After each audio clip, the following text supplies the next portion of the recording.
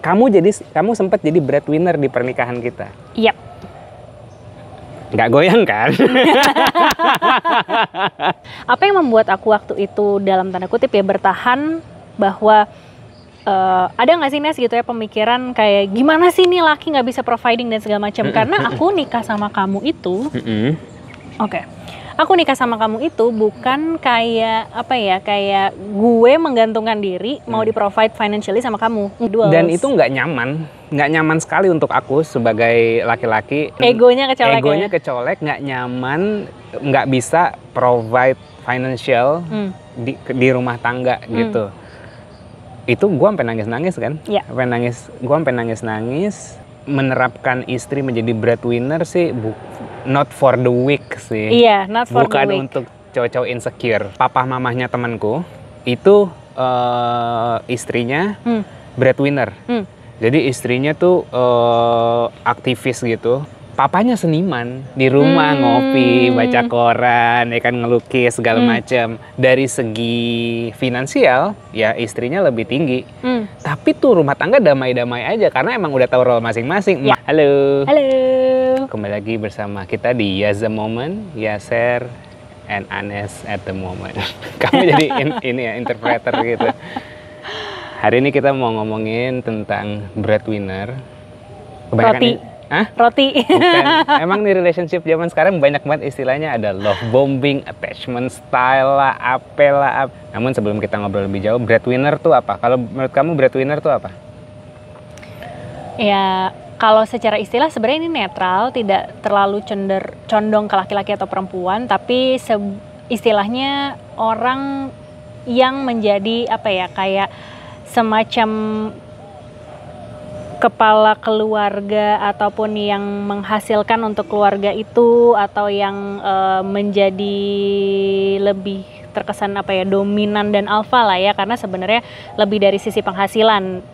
Itu kalau yang perspektif aku ya, jadi itu bisa cewek ataupun cowok. Iya, by definition tuh breadwinner adalah seseorang yang lebih banyak menanggung beban finansial di sebuah pernikahan. Gitu.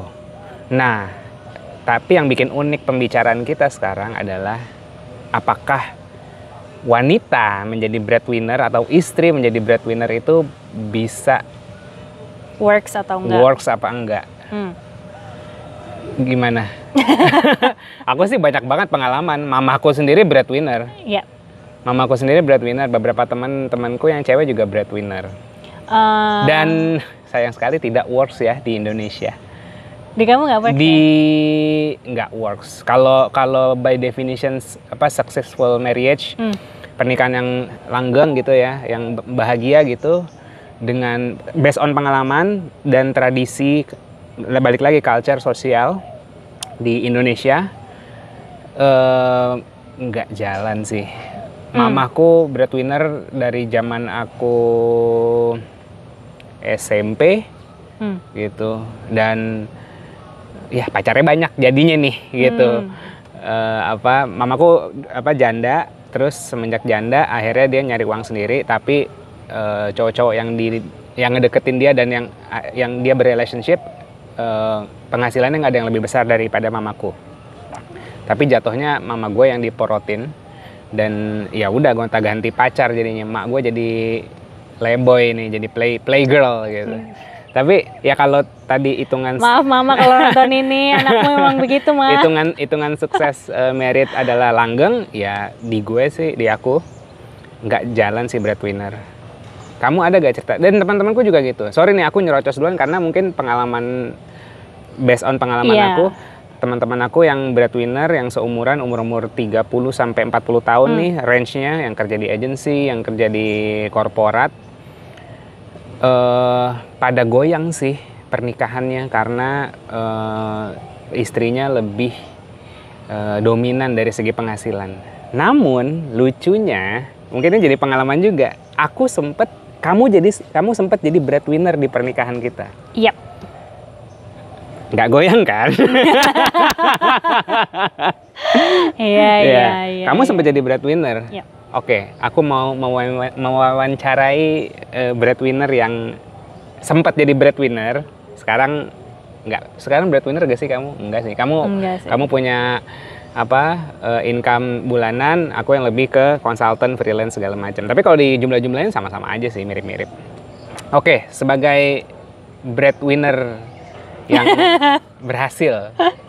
Waktu itu berapa tahun ya? Setahun lah ya breadwinner kamu.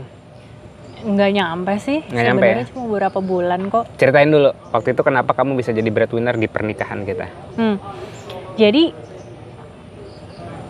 waktu itu pas masa COVID kan, dan di masa COVID itu di saat kita lagi mau dalam tanda kutip kerja kreatif, jadinya nggak bisa nih, terhambat karena memang industri itu, maksudnya industri kreatif tidak terlalu bisa berkembang karena memang semua tuh lagi survival lah gitu kan. Jadi kamu kan bekerja kreatif, aku sudah aware, aku pekerja korporat yang dimana aku udah tahu skill set gue nih emang biasanya itu kepake di perusahaan-perusahaan atau ya kalau gue ngejalanin sesuatu tuh lebih terstruktur dan segala macam. Jadi di momen ketika kamu saat itu tidak bisa menyalurkan kreativitas ataupun talent kamu menjadi sebuah finansial, ya kan? Finansial. Ya aku yang saat itu akhirnya nge-backup kamu gitu. Dan emang di sekeliling aku waktu itu ada juga teman-temanku yang di saat misalnya waktu itu ada temanku dia suaminya pilot. Ya memang nggak mungkin dong ada penerbangan di saat lagi COVID, ya kan? Jadi akhirnya temanku yang cewek dia juga jadi breadwinner di saat itu. Kerja? Iya. Seingat aku dia sebelumnya nggak kerja karena suaminya pilot, tapi pas waktu pandemi akhirnya... Enggak, dia memang kerja korporat. Jadi dia memang akhirnya nge-backup dulu. Oh, nge-backup dulu, oke. Tapi juga suaminya juga nggak tinggal diam gitu. Nah, apa yang membuat aku waktu itu dalam tanda kutip ya bertahan bahwa ada nggak sih Nes gitu ya pemikiran kayak gimana sih nih laki nggak bisa providing dan segala macam, karena aku nikah sama kamu itu aku nikah sama kamu itu bukan kayak apa ya, kayak gue menggantungkan diri mau di-provide financially sama kamu, enggak. Karena memang tujuan aku menikah adalah aku mau mencari partner yang bisa memperbolehkan aku juga memfasilitasi, mendukung untuk aku berkarya juga dengan caraku sendiri gitu. Dan artinya caraku ini kan nggak semua orang juga bisa ngerti. Kita berangkat dari dunia yang berbeda, tapi kamu Indian bisa mulai ngerti pekerjaanku apa yang bisa aku lakukan, apa talent aku, dan akhirnya kita bisa combine lah sekarang. Kalau dulu pada saat itu gitu kan, aku ngerasa nggak semua orang ngerti dan akhirnya kayak banyak pengalaman aku terlimitasi untuk mengaktualisasikan diri karena ya cowoknya mungkin dalam tanda kutip lebih pengen ya udah lu ikutin aja apa kata gue gitu. Sedangkan aku tipenya nggak kayak gitu. Aku tipenya kayak hey gue juga pengen berkarya. Nah, the moment ketika kamu misalnya aku mau sama kamu karena kamu memperbolehkan aku. Jadi di saat misalnya kayak kamu mention kalau di saat itu ibarat kata kemampuan kamu lagi nggak kepake nih di dunia luar dan akhirnya yang kepake malah aku. Iya, kenapa enggak untuk aku nge-backup gitu? Karena aku tahu sebenarnya kamu juga nggak tinggal diam. Akhirnya kan kita waktu itu mencari solusi gitu kan, came up dengan idea ikut online class lah yang ternyata nggak works buat kamu gitu kan. Ya, that's my way gitu kan. My way, I try to give you my way, tapi ternyata nggak works karena balik lagi we're two different individuals. Dan itu nggak nyaman sekali untuk aku sebagai laki-laki. Let's say traditional way lah, walaupun aku orangnya nggak tradisional dan konservatif, kamu lihat sendiri lah aku gitu. Tapi tetap aja kecolek gitu dan egonya kecolek, nggak nyaman, nggak bisa provide financial di rumah tangga gitu. Itu gue sampai nangis kan, gue sampai nangis. Kayak ngerasa bersalah. Kalau dulu aku single, gue tidur di pinggir jalan juga masih selamat. Ini gue bawa anak orang gitu kan, terus tiba-tiba gue nggak dapat pemasukan. Wah gila, itu rasanya merasa bersalah banget. Emang udah mungkin imprint di dalam DNA cowok kali ya, maunya nge-provide gitu, maunya ngasih makan aja gitu. Maunya ngasih makan. Tapi iya nggak mudah sih, dan menerapkan istri menjadi breadwinner sih not for the weak sih. Iya, not for the weak. Bukan untuk cowok-cowok insecure. Dan bukan untuk cewek-cewek yang apa ya istilahnya ya? Kalkulatif. Iya sih. Gue udah nyari ini nih, gimana sih lu sampai senangnya gitu. gitu nggak ya. bisa, nggak bisa. Ceweknya harus juga gini, namanya rumah tangga kan kita berbagi peran ya gitu.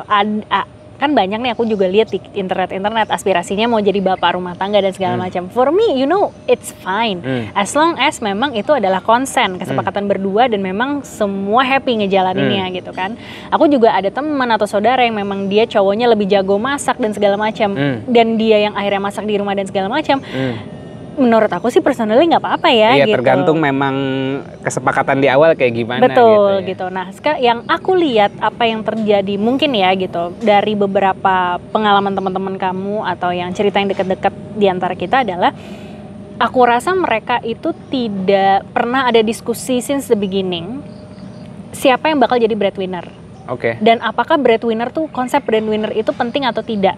Ini mau setara atau siapa yang mau lebih tinggi? Gitu Dan kan. susah juga kalau difixin fiksasiin di awal tuh juga susah karena hidup dinamis kan gitu. Kadang kitanya sukses, kadang lagi kosong apa segala macam. Kalau misalnya di awal kayak oke, pokoknya lu yang provide financial ya, misalnya gitu udah janjian gitu. Tapi di jalan akhirnya rupanya ada something yang dia nggak bisa provide finansial. Nah itu gimana? Berarti obrolannya bukan cuma sekedar siapa yang membiayai, tapi pada keadaan apa. Misalnya kayak let's say kayak waktu itu gitu kan, ya ketika misalnya kamu sudah suami aku dan kemudian kamu tidak bisa berkarya karena memang situasi yang tidak memungkinkan, bukan karena kamu nggak effort. Yang aku lihat adalah seberapa kamu juga effort gitu. Jadi ketika misalnya aku waktu itu nyariin kamu, kamu ikut deh online class gitu, terus kamu bilang kayak yaudah aku ikutin meskipun kamu nggak suka. Aku nggak suka, tapi karena ini adalah part of my effort untuk mungkin ada chance opportunity di sana kalau aku belajar digital marketing shit itu. Atau at least misalnya kayak akhirnya kamu jadi tahu networknya atau apa dan segala macam, tapi ternyata it's not for you. Now I know gitu kan. Ya udah gitu, tapi at least maksudnya apa ya, yang aku lihat adalah kamu tidak berhenti bergerak sih gitu. Kamu tetap mencoba mencari effort meskipun saat itu effort kamu dalam tanda kutip belum kemakan nih, karena sebenarnya saat itu pas kita baru married terus kemudian kita pindah ke Bali, itu kan juga kayak di Bali juga lagi nggak terlalu banyak opportunity. Kita mau create opportunity pun semua orang lagi pada survival gitu. Jadi Indian kayak your creativity itu tentu nggak akan bisa tersalurkan. Emang simply menurut aku saat itu belum momennya aja. Tapi the way I look that maksudnya kan aku di situ momen itu kan challenge dong dalam rumah tangga. Aku pengen lihat kamu sebagai kepala rumah tangga yang aku anggap sebagai kepala rumah tangga ini apa yang akan kamu lakukan gitu kan. Jadi diem-diem nih gue juga ngetes gitu kan. Iya dong. Maksudnya kita kan pasti kan harus mau lihat dong effort satu sama lain gimana, dan saat itu ketika aku lihat kayak kamu tetap berusaha, at least that's it for me gitu. Dan aku bukan hanya menilai kamu di saat itu doang, tapi zaman kita pacaran gitu kan. Kenapa aku pro pacaran buat diriku sendirian, although ada beberapa orang-orang yang tidak pro pacaran. Buat aku adalah aku pengen tahu ketika kita lagi berhubungan dan maksudnya kita lagi menjalin sebuah relationship, kita committed bareng, terus kemudian aku pengen lihat apa aja effort kamu. Dan aku ngeliat dinamika kamu gitu kan, emang lu tuh gak bisa diem di satu tempat. Bitch gitu.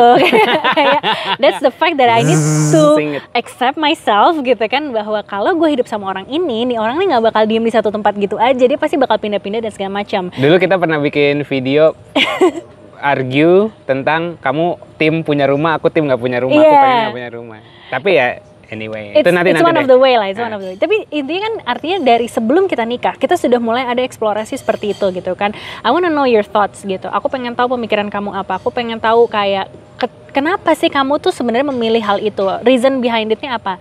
Make sense. Terus kemudian kayak oke, konteksnya berbeda-beda dan segala macam. Itu yang aku lihat. Nah, ketika aku sama kamu aja, kamu berarti udah waktu sebelum nikah kamu udah di 2 kantor yang berbeda. Ya kan, terus kemudian kamu udah sempat nyoba beberapa bisnis, abis itu COVID, ya kan, abis itu kamu masuk kerja lagi di 2 tempat yang berbeda, abis itu kamu sekarang kita mulai berbisnis lagi gitu kan. Jadi kayak ketika aku tahu waktu itu kamu tuh gak bisa diam di satu tempat, itu memang sudah aku expect gitu, bahwa ketika kamu berada di tempat yang apalagi aku tahu gak nyaman buat kamu untuk karena kamu sampai nangis-nangis, gak bisa providing aku, di momen itu aku udah tahu nih orang nggak bakal tinggal diem gitu, karena aku udah lihat dalam tanda kutip effort kamu sebelumnya Oke. di masa pacaran yang akhirnya aku dalam tanda kutip bisa memprediksi, oh nih orang berarti kalau misalnya dia memang secara individu tidak suka berada di kondisi yang stuck ataupun egonya maksudnya egonya kecolek gitu kan, Nggak adaptif gitu. nggak adaptif atau apapun lah, what is the definition. Tapi yang aku tahu adalah di saat itu kamunya yang nggak nyaman. Jadi bukan aku yang nggak nyaman terhadap kamu, tapi kamunya yang nggak nyaman. Aku tahu kamu nggak bakal tinggal diem. Nah, dari kasus beberapa orang di sekeliling kita yang ceweknya adalah breadwinner, correct me if I'm wrong, tapi kayaknya cowok-cowoknya juga nyaman, ceweknya juga mungkin tidak ada obrolan lebih lanjut, ataupun dua-duanya lah, aku nggak bisa nyalain ceweknya doang lagi, tapi tidak ada obrolan lebih lanjut, ini gimana, mau gimana dan segala macam. Cowoknya mungkin dalam tanda kutip udah nyaman juga, akhirnya status quo gitu loh, ngerti nggak sih, ngejalanin apa yang ada aja, tapi nggak ada adjustment nih di tengah jalan. Padahal kayak mobil, motor segala macam harus di-maintain kan gitu. Nah sama relationship kan juga harus di-maintain. I wonder apakah memang di tengah-tengah mereka tuh ada obrolan lagi nggak? Di konteks yang kayak gini gimana gitu kan? Dan effort apa yang dilihat dan segala macam gitu sih. Jadi sebenarnya bukan lihat dari tuh cowok atau tuh suami punya kerjaan apa enggak saat itu, tapi lihat effortnya, lihat semangatnya gitu kan, lihat visi misinya. Oh ini orang emang lagi berusaha gitu. Bahkan gitu ada yang kayak cuman walaupun misalnya gini, usaha juga harus terarah sih. Usaha pun ada terarah. Kalau misalnya lo lihat, misalnya sebagai istri ngeliat suaminya usaha keras tapi nggak terarah, mungkin juga diobrolin, lu kayak ngobrol bareng ya kan, namanya juga satu bahtera ya, satu perahu gitu kan. Kayaknya usaha lo yang ini nggak efektif deh. Let's find out, kita cari cara bareng yuk gitu. Yang penting udah ada nih, apinya udah ada, tinggal diarahin doang gitu. Sama kalau boleh cerita sedikit, sorry gue harus buka ini di sini. Apa tuh? Waktu zaman kita awal pacaran pun sebenarnya kondisinya saat itu salary aku beda-beda berapa juta doang. Iya, I know. Tapi kan saat itu beda kan berapa sih? 3 juta, 5 juta? Saat itu sebagai cewek City Beach gitu kan, pasti kan berpikir gini, salary gue lebih tinggi nih daripada calon laki-laki gue. Makanya waktu itu pas kamu ngajak nikah, gue nggak langsung okein dong. Ntar dulu, lu siapa? Gue mau lihat dulu dong gitu. Karena sorry, karena aku pernah ada pengalaman juga cowoknya yang bergantung sama aku. Jadi kan aku nggak mau ada di posisi itu lagi dong. Makanya waktu itu pas kamu pernah punya pengalaman diporotin, terus tiba-tiba kok ini kayak red flag nih, ini red flag apa enggak nih gitu kan. Coba gue lihat dulu deh gitu. Makanya waktu itu pas kamu udah yakin banget kamu nikahin aku, ntar dulu lu siapa gitu loh, kayak ya gue mau lihat dulu effort lo. Dan ketika akhirnya kayak along the way pacaran, karir kamu lebih baik gitu kan, ya aku kan ngelihat effortnya dia jalan gitu. Memang rezeki nikah. Jadi kayak aku ngeliat kayak emang kamu effortnya tuh ups and down saja gitu, kayak kamu yang akan dinamis. Dan waktu itu kan setelah kamu waktu itu sempat yang kamu kosong dan akhirnya aku jadi breadwinner, di momen itu kita kan memang ada diskusi kan bahwa kayak ya memang di saat itu aku fokus jadi stabilnya dulu nih. Jadi di rumah tangga itu kalau ada yang order, ada yang chaos. Yes, di kita berdua kita percaya itu gitu. There's order, there's chaos. Nggak semuanya harus aku order semua. Maksudnya terstruktur semua, harus ada yang chaos juga. Dan nggak semuanya, misalnya aku order terus kamu chaos terus, enggak. Ada momen kamu order, aku chaos, ya kan? Let's say misalnya disiplin olahraga, lu order, gua chaos. Tapi kalau misalnya makan juga kayak gitu, ya kan? Tapi kalau misalnya let's say dari pekerjaan gitu, mungkin gua order, lo chaos. Kenapa? Lu kreatif gitu kan. Jadi artinya sebenarnya kayak fine tuning sih. Kalau menurut aku, in the end it's about compatibility. Apakah sebenarnya order dan chaos itu gimana nyeimbanginnya? Lu tahu nggak sih role lo masing-masing? Pernah diomongin nggak sih gitu? Dan kalau if there's something happen gitu, apa yang akan terjadi dan apa yang akan dilakukan? Tapi pun kalaupun udah diobrol dari awal ya, if something happen, what are we gonna do? Bisa aja belum tentu. Misalnya di awal manis-manis, tapi pas dijalanin dia belum tentu ngejalanin itu. Bisa jadi juga kan. Makanya sebenarnya kalau kenapa aku dalam tanda kutip pro pacaran, mungkin lebih karena ngelihat, gue pengen lihat buktinya secara langsung. Ketika gue sama lo, apa yang akan lo lakukan? Apa yang akan membuat lo memperjuangkan gue, dan apa yang gue juga lakukan untuk memperjuangkan lo gitu.